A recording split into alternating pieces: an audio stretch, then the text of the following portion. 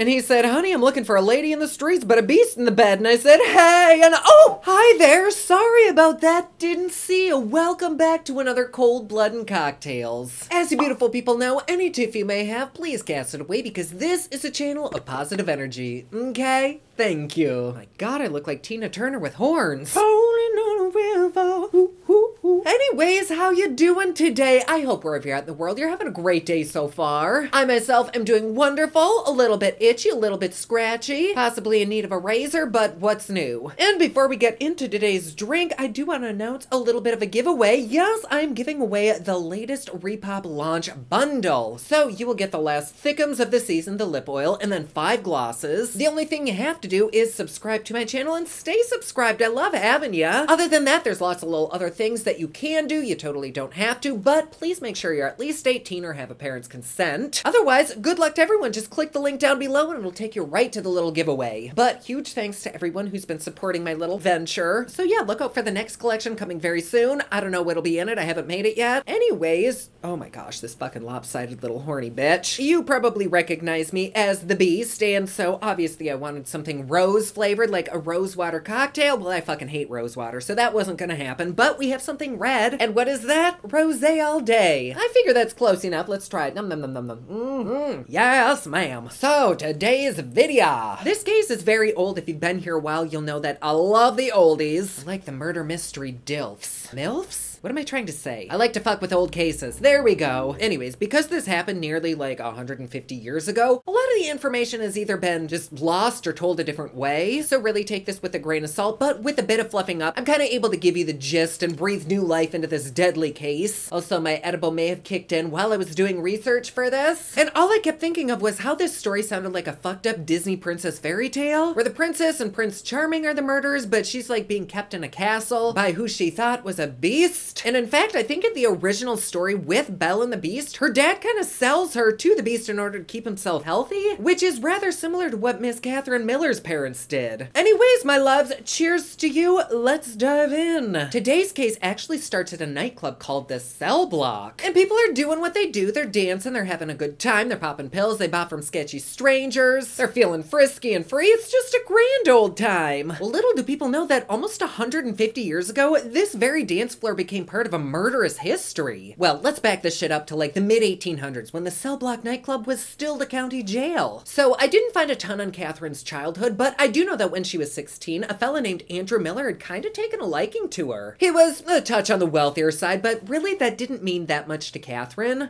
She wanted love, man, like the good shit that the storybooks say will make bats flutter in your loin. Well, I mean, that kind of sounds like she needs some Pepto-Bismol, but you know what I mean. But Andrew just really didn't give her that feeling, no matter what her parents told her. In her family's eyes, love could honestly go fuck itself if it meant having a cushy lifestyle. Catherine's mom's like, who cares if you have to put out once or twice a week? Like, it's not a big deal if it means your food's served to you on a golden platter and you don't have to use tree moss as a panty liner. But Catherine's like, first of all, have some fucking self-respect, mom. And second of all, I'm 16 and he's 46. Like, nobody thinks this is a little bit weird. And her parents just look at her and are like, bitch, this is your golden ticket. Catherine's just kind of stuck and is thinking like, this is the 1800s. People aren't even supposed to live to be 46. Who the hell does this guy think he is? Can we get a suspicious shot for this? I know it was a totally older time. Things were different. 16 and 46. Whew. Well, after 2 years, Catherine was still giving him the cold shoulder, which honestly really made his pants only get tighter. I think it's safe to say he liked to chase. I bet you this guy would have loved a dominatrix. Like, that's what he needs, not Catherine. But the more she ignored him, the moister he was. So by the time she was 18, oh mama, he just could not hold out anymore. Andrew calls upon Catherine's parents and are like, hey, you guys want to come over for some cocoa van and cake? Maybe your daughter can wear something snazzy like that corset with the boning I like? Just talking about it's doing things to me, honk honk. Catherine's mom all but shits herself with glee, titties bouncing everywhere from excitement. Cause you know, that's not a weird as shit invite, am I right? As if this whole courtship isn't a heaping stack of creep crap. No, this was amazing news. Maybe Kath would see the lavish lifestyle Andrew had and this rich ass man would finally win her over. Good luck with that one, honey. Well, they end up going to dinner, the house is nice, and Kath is thinking, well, the food is great, the wine is spectacular, the cutlery's so shiny if I dropped it on the floor I'd see my cooter. But bloody fuck, Andrew is nasty as hell, and not like even in the good way. Like, he ain't nasty, he's nasty. There was no flickering flame for Catherine, not even a spark, so Andrew ended the evening without a kiss and with an ice pack on his groin. Beastly blue balls. Oh my god, that's hard to say. Nobody knows if this next part is true because Catherine's family does deny it, but you never know. But Catherine herself claimed that just a few months after that dinner, she was basically pawned off to Andrew by her family, and in exchange, he would take care of her family for the rest of their lives. I don't know what the fuck it was about Catherine, but this dude Andrew was obsessed. That poo nanny do things. And supposedly forced by her parents, they wed in a humble 500 guest ceremony with, you know, a string quartet, orchids, and gold top strawberry cupcakes. To mom and dad, this is better than winning on The Price is Right, like the deal of the fucking century. To Kath, she was just ready to go all RoboCop on everyone's ass for selling her. And as one can expect, the marriage was pretty blah. She didn't love him. She'd mope around all day, miserably getting her hair did, sulking while having her nails done, and just bitching the whole way through all 6 of her meal courses. This whole thing just really wasn't what she had in mind when she was a little girl. The money part, that was right, that was fine. It was the dude that was wrong. Not only was her lover ancient as shit and blowing out dusty loads, but he was kind of bossy, he was rude, and sometimes he smelled like a jar of bread and butter pickles. And unfortunately, his relishy smell really didn't make her want his ballpark Frank. Yet within the first few years of their marriage, they end up having 3 kids. And Andrew was no fucking help. She'd ask him to birth the baby or change a goddamn diaper, but he assumed that because she was the woman, she should do everything. Excuse me? She's like, no,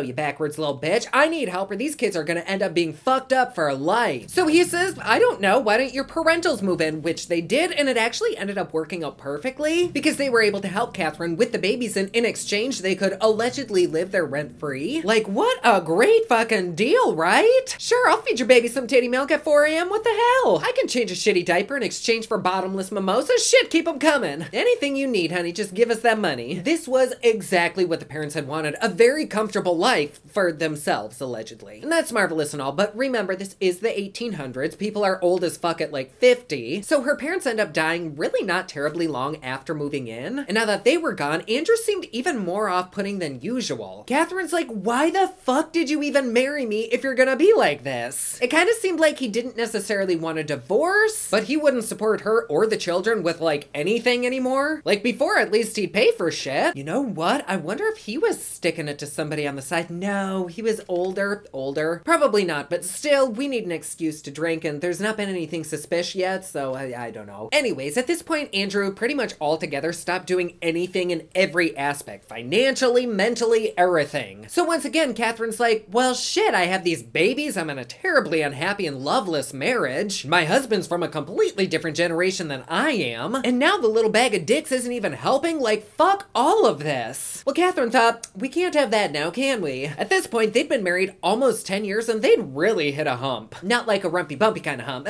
There was none of that going on. Which honestly, at this late stage of the game, Catherine was not at all mad about because she may have had a side piece tastier than a chicken and a biscuit cracker. Catherine was thinking, my downstairs will not turn into a dusty ass basement, damn it, not if I can help it. And recently, she'd been picking up some pretty hefty and horned up vibes from a childhood friend named George Smith. Now, Georgie boy, he was handsome, he was strong, he was the same age as her, and he'd had the ability to woo her since they were in the 2nd grade playground. Oh, this boy had once been everything to her, and suddenly he was back in her life. And what's she gonna do, say no to get some good D on the side of a terrible marriage? I don't know, maybe have some actual love and romance in her life? Well, her mind was already made up, and while Andrew was listening to some old show tunes in the parlor, she crept out and hooked up every which way on every surface of Georgie boy's apartment. And this was hardcore, like that Gaga sex scene in House of Gucci, like mama went wild. Fortunately, George's own wife was out of town for the weekend, and she was no wiser than Andrew of their little white glove affair. And just as a side note, the whole town called Catherine's husband Andrew Old Man Miller. The dude was in his fucking 50s. Like, what the hell? 50, bitch! Anyways, Catherine and George are getting their freak on fairly often now, and things are getting pretty hot and heavy. Feelings were starting. This was more than just a physical attraction, and she knew because damn did she have those bats fluttering in her loins. Shit was serious, and they'd really have to figure out what the next step was. Were they they gonna run away together? Well, she didn't really have any money. It was all Andrew's, plus it was locked away. No ATM for you, mama. And they were feeling a bit like melons because they can't elope.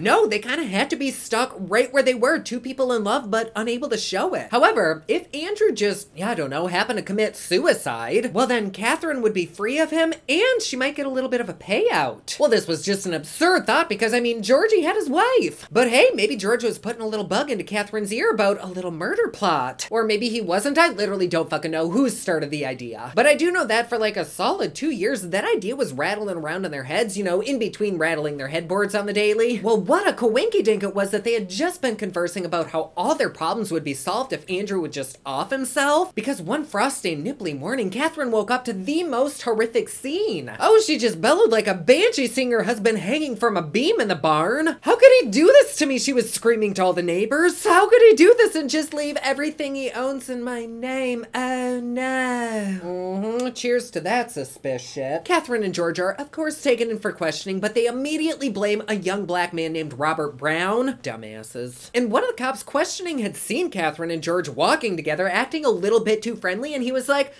that's suspicious. Yeah, you think? But the cop really didn't think anything of it because these nice white people said it was Robert Brown. It must be him. Maybe these two are just really close friends. How sweet. Okay. Well, the cops' very misguided asses brought poor Robert to jail and pretty much instantly said that he was guilty, even though he was screaming that he was innocent. But then shit starts getting a little bit fishy when the couple is separated and questioned individually. Don't you just love this shit, like on a Dateline where they're separated and one person says a totally opposite thing of this and they're like, gotcha, bitch. Well, that was happening now because Catherine and George's stories, they were like oil and water, just total opposites. And the cops are like, suspicious, but no, they said it was Robert. So for months, they keep asking Anna and George to come back for questioning, trying to dig a little bit deeper and deeper into that plate of piping hot horse shit. And at this point, the cops couldn't yet prove that Catherine and George had done it, but everyone on the force just had that tingling sensation, you know? And not even the good tingling, like how 90s Brad Pitt gives ya. And they're like, maybe it's not Robert, but we're not gonna question him because that would be giving him human rights in heaven for fucking bid. That happens in the 1800s. But between the couple's twitches and mismatched stories, they may as well have painted giant red targets on their faces. A little more time goes on and George just couldn't sleep. He was hardly eating, he barely drank anything. He figured it must be a parasite, but it ended up being chlamydia. No, I'm kidding, it was guilt. He was riddled with it because he alone knew exactly what Catherine had done to manipulate his mind into playing along with her murderous game. And after weeks of tossing and turning, he finally gets his ass out of bed and goes to the police station to confess. Oh, and he does more than confess. Good old Georgie Porgy throws his little lady Catherine under the bus and flattens her like a pancake. He's like, oh, she made me do it. The cops get gasp and are like, no, honey, no, spill it, daddy. And he tells them, oh, she would always beg me to kill the bastard. She'd be in the middle of taking a shower and yell out to me, you want to kill Andrew? Even when Kath would run out of toilet paper and needed George to bring her some more, instead of a thank you, she'd say,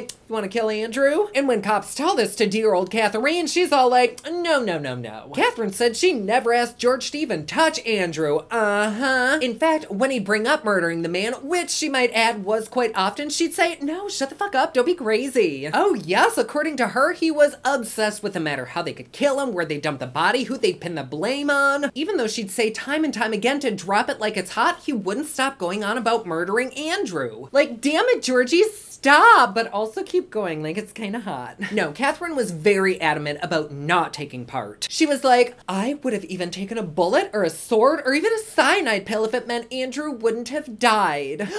Yes, okay. I'm pretty sure the cops had clothespins on their nose because of all the bullshit wafting from these two. She was saying he was guilty, he was saying she was, and the cops could tell that clearly they're both guilty. And when cops say just cut the act, we know the truth, even though they didn't, Catherine and George immediately confess everything, telling the cops the entire story. Well, apparently they were both in on the murderous plot to kill Andrew, the surprise that shocked literally no one. And it really didn't take that long for this thought to kind of come to fruition and become a plan. Like, they had been wanting to do this for ages. And everything that they had said about each other was actually kind of true. Like, she was just as obsessed with killing killing Andrew as George was. Only because, in their eyes, there was really no other way to make this affair become more than an affair. So, after like 7 or 8 years of marriage to Andrew, which at that point was a year and a half into hers and George's side fuckery, they dropped this official plan to kill Andrew. And it's not even like this was a secret plan. Like, they often spoke about it publicly, but I think people just assumed they were joking because it sounds fucking ridiculous. Everyone's like, girl, look at that money you got, like, shut up. But then came the day where the plan would finally be carried out. Georgie boy waited until Andrew and Catherine went to bed. He crept out into the barn and started banging a metal trash can lid with a stick. Obviously, this wakes Andrew up and he jumps out of bed thinking his barn must be getting robbed. Catherine's like, oh, you get him, sweetie. A big, strong, ancient fossil. But just as Andrew left, Catherine reached under the bed and grabbed the rope she'd hid there just that morning. While poor Andrew's just laying there unconscious, Catherine's like, yoo-hoo, I got the rope, and she throws it down to Georgie Porgy from her upstairs bedroom window. Georgie then ties the rope into a noose, slips it around Andrew's neck, and strings him up in the middle of the fucking barn, making it look like a suicide. The next morning, her husband is nowhere to be found, so she goes into the barn with her steaming cup of joe, finds her deceased husband, and puts on the biggest freaking show ever. She could have won an Academy Award with that scream, just everyone in the neighborhood heard it, which is why the town was so shocked to find out what she and her side piece had done. I mean, not super shocked, because half the fucking town had drunkenly heard about their plan at the town pub and really didn't take it seriously. But nobody had heard that Catherine and George had scheduled a little rendezvous to run away after the burial, but now that there was a confession, their asses weren't going anywhere. Robert ends up being set free, which, like, about fucking time. And at their very short trial, Catherine and George are almost immediately found guilty, but their lawyer demands a retrial, but obviously it was denied. You can't argue with a confession when it matches perfectly to every piece of the evidence. They end up being sentenced to death by, you guessed it, hanging. So, on the beautiful but cold-ass morning of February 3rd, 1881, 150 people gathered inside the jail courtyard and watched Claire and George walk up to the steps to be hung. The couple looked at each other with nothing but adoration in their eyes as the noose similar to the one that Andrew was murdered with was slipped around their necks. Catherine and George were just shaking, and finally at 11:20 a.m. the trap door flew open and they were pronounced dead. Today this jail is now a bop and nightclub, and it's just weird to me because, like, people were hung there. I mean, I'm sure a lot of people there are hung, but these people were hanged. And this story is sad because, like, I can't really sympathize with a murderer, but then this is really sad and fucked up if the things that I read were true. Like, she was forced to be pawned off, her husband didn't even like her, she was made to raise these kids, and when she finally meets someone, she can't even run away with them. And really, death wasn't the only way out, but she really seemed to not have many options. So yeah, let me know down in the comments below what you think of this one. It's sad. Well, they're all sad, but this is like extra sad. But anyways, my loves, there you go. Thank you so much for being here. You know I love having you. Me and my big old floppy hair. Don't forget about the giveaway. Make sure you click the link down below. And if you want a little bit more of me, head over to my Patreon. It's patreon.com/PopLuxe. You get videos a day early, you get Patreon only content, and best part, it is cheap, fun, and fancy, just like me. And comment down below, let me know what you thought of this video. Don't forget to like and subscribe. You can follow me on Snapchat, Instagram, and Twitter at officialnady, and you can follow me online at thepopluxe.com. Thank you so much for watching. I love you all, and I will see you again soon. Bye!